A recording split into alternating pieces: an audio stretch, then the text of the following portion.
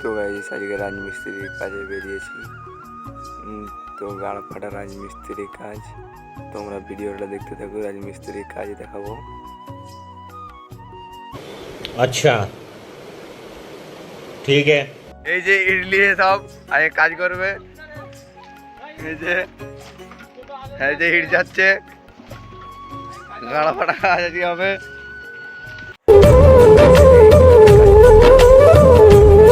হচ্ছে আর এইদিকে মশলা মাখানো হচ্ছে, আর ওইদিকে সব ইট রাখা আছে। এই যে এরকম মশলা ভাঙা হচ্ছে। তো এই মশলা ভাঙা হয়ে গেলে এবার ইট বসাবে। তো কঠিন লাইন গাঁথনির, তো এই যে ইট বসানো হচ্ছে, এইভাবে সব ইটটা বসায়। দেখো সবাই, এই যে ইট বসানো হয়ে গেল।